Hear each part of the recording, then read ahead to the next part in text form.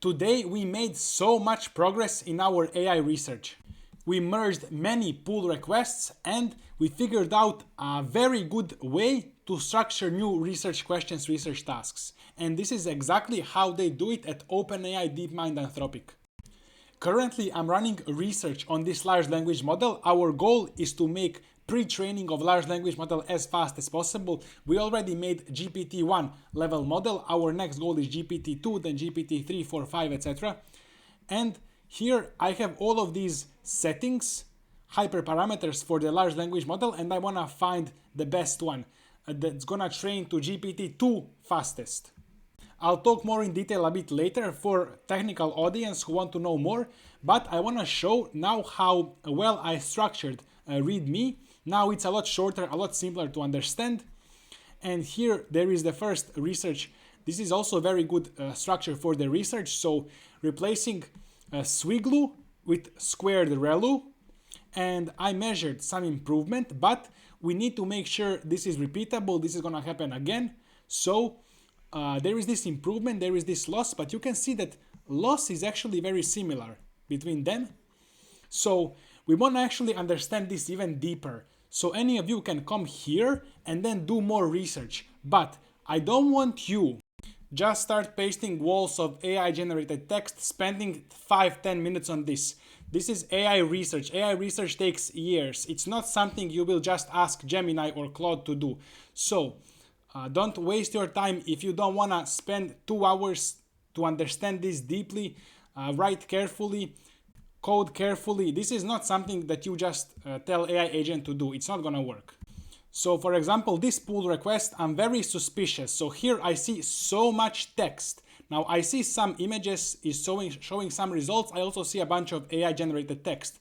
So I'm going to review this later. I don't know if this is good or not. If this proves to be okay, then okay. If it proves to be a bunch of slop, then we're gonna have to put in some more rules against this AI generated slop. It looks like my experiment here is done and it's drawing the image properly. So make sure to debug. This was just a debugging run, very quick. So it shows the image. And I see that, for example, the pink one loses loss fastest. It's gonna be this Blueberry B8 config, but this is actually the smallest model as well. It's 2 to 2.5 times smaller than other models. So it makes sense that it will learn faster. It's gonna be computed faster, but it should achieve a higher loss overall. These bigger models should eventually achieve lower loss. So now I'm gonna run this same experiment for a longer time. And even if the loss of these bigger models is not necessarily lower, they should just know more, because knowledge of the large language model is not so well represented in the loss and not necessarily represented in the loss. But that earlier pull request with a lot of text actually has some interesting images, has some interesting code as well. A different thing I forgot to mention, we want to separate each part, each scientific question. So here we have like 2 or 3 different things merged into a single pull request. That's why later I'm gonna go through this code and see if I can take some parts. If they are good, I'm gonna take them and separate them and do separate research on them.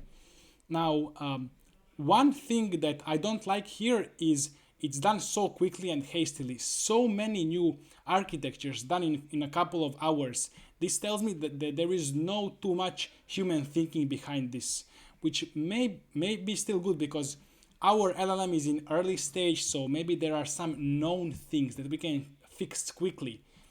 But in the future, I expect each of the research questions taking many of us many hours to do. I want you guys to always be deleting stuff you write, which includes code and text. Look how small my README is. In yesterday's video, it was like 2 or 3 times longer.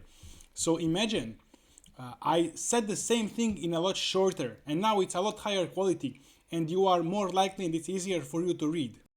So always look for things to delete, and adding more code, writing more text is inherently bad. You need to have a good reason to add more code or text, because it complicates things, it creates new bugs, it slows you down.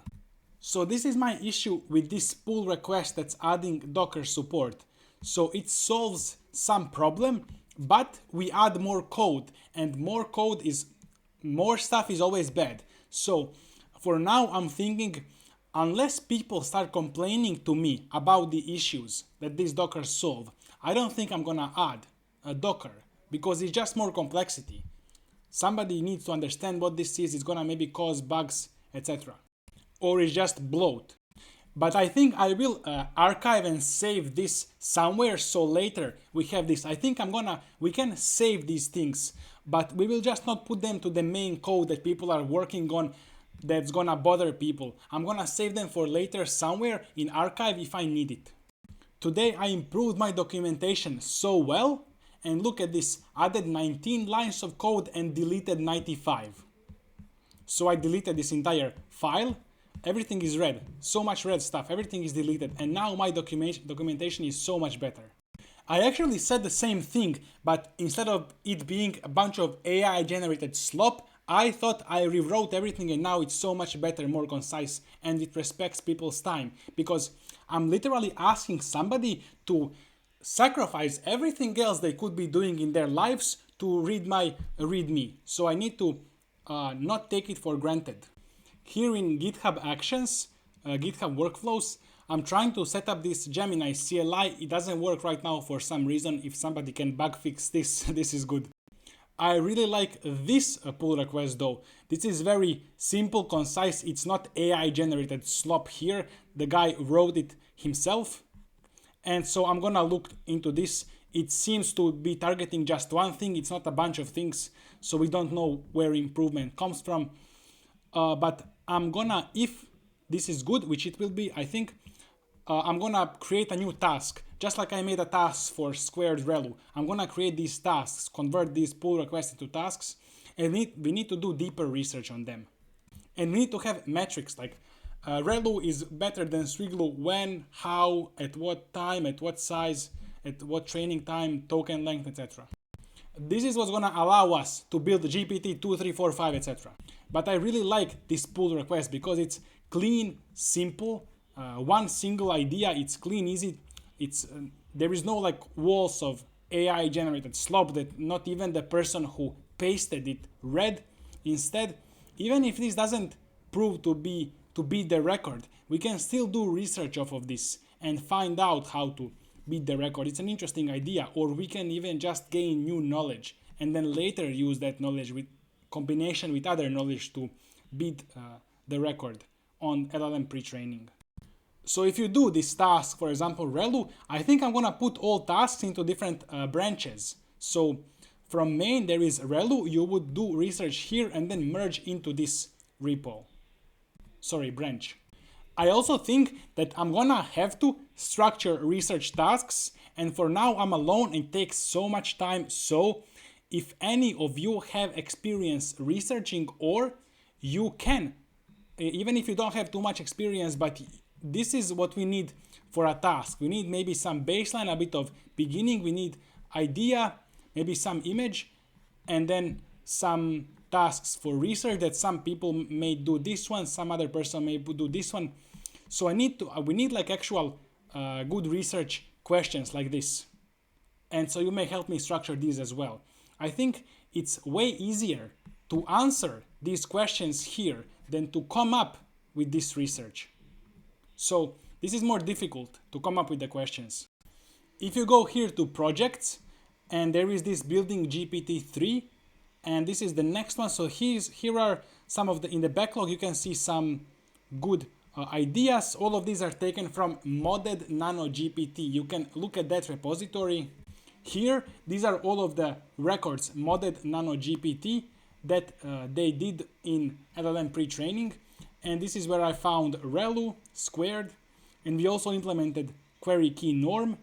And you can just take here, click one of these, there is code, there is everything. You can help me structure research questions. And as I said, structuring research questions is more difficult than answering them. And we need to first do that. We need to know what we are doing. We don't want to just tell Claude to make some code for ReLU squared and call it a day. It's not good, it's not gonna work. we need to seek understanding of why ReLU square works better, why Swiglu works better, and that will help us come up with the next thing that we will never get by just like telling Claude to like code something for a bit. So you may help me structure research questions, any of them, doesn't matter. These from modded NanoGPT are proven to work, so that's why I like them. And I want like a clean structure. Even you may start with the research a little bit. And first we need to make sure that the research question is good, and then we can start answering it later. But I think most of the time will go to coming up with the question. Also, a bit more unrelated thing. A lot of people ask me, should I do LLM? Should I do diffusion? Should I learn math? Should I learn PyTorch, read papers? And this is for you to discover if it was correct to first learn matrix multiplication. Then it would be everybody would know this, and then everybody would first learn matrix multiplication. But it's not. And I cannot tell you what you should do. Should you learn diffusion? Should you go into maths, backpropagation? It's definitely good to start with fundamentals. Backpropagation, math if you want, derivatives if you want. But this is now up to you. You need to discover what you want. And you just need to think about it for a day, 2, 3. Because in AI research, you will always feel lost. A lot of the time you will feel lost. That's how everybody feels lost. Even researchers at OpenAI, they feel lost because they don't know what's the next big thing. If they knew, then everybody would do it, it would be solved. But feeling lost is normal if you don't know what you should do. And you just need to think about it for a few days, try different things, but you need to actually be thinking and trying, not just like scrolling social media. That's not, you're not thinking about then AI research, and you will figure it out. And lastly, I will talk about this experiment that I'm running right now. So I had this config for the large language model. You see that everything is like powers of 2, and it's very nice numbers. The problem here was that it's utilizing only 60% of my 4090 GPU. So I'm trying to figure out, like, if I try to utilize more, is it gonna be better? And here I have different setups.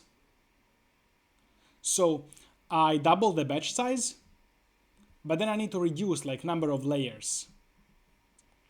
And so this is the smallest one, and then I can actually increase the model size, and I can do some other things here.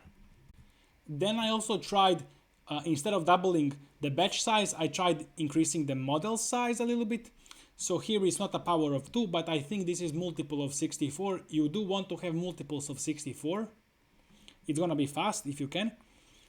So I'm also trying these, but these have 250 million parameters. I think we don't need that at all. For GPT-2, we need like maybe 150 million for GPT-2 and train it on 10 billion tokens. But I'm not sure about this yet. I think I'll just try to keep it around 150 million and then max out usage of the GPU. But there are so many possible combinations. Maybe I'll even go for a smaller model than 150 million. This one is smallest, but it seems big enough because it has 512 dimension and 248 the feed forward. Maybe I can add a couple more layers and that's it. But wait, if I double batch size, that means I'm gonna need double the memory. So if 151 million parameter was taking 65% of the memory, then I need to have smaller model. It cannot be 151 million parameter. Is that true? So maybe this config, the original one, looks best because it's all powers of 2, and then I will just decrease number of layers until I can double the batch size, so I can use maybe like 90 or more % of the GPU memory. I'm just a bit worried about these parameters going down even further because 151 million is already like very low. But I think we can train GPT-2 level model with even 120 million parameters because the model dimension and feed forward are wide enough for the model to learn good representations of tokens and to get a lot of knowledge about the world, facts, maybe we will decrease number of layers, so its reasoning and logic will be a bit weaker, but that's okay. This training run has been going on for like 1 hour, 1.5 hours. I'm thinking maybe I should start like doing separate training, separate researchers while this one is running. I'm doing separate thing. That's why I'm recording this video right now. So I see a lot of potential for automation, but automating like some parts, but human thinking is not gonna get automated so easily, because I even told Opus to do this config hyperparameter search, and it wasn't so well. So I needed to like go manually do it myself later. It didn't have same idea of keeping the numbers powers of 2 or multiples of 64. It just didn't know that. It didn't have like these other intuitions like I want to max out GPU memory. It didn't think of that at all. The training just finished. It didn't even take too long. I think I have two favorites. So the smallest one, 96 million parameters that I just explained, very nice numbers, fast training because I doubled the batch size with a bit of decrease in parameters. And the wide one, which has 163 million parameters, which is very similar to 151, my original. So it's not so much weaker, but it's using a lot more of the memory. You see 21 gigabytes out of 24. And the original is just 14 gigabytes, which is not good.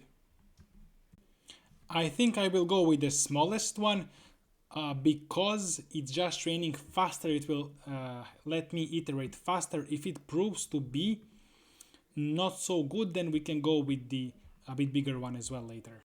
But we'll see. I'll inform you in the next video.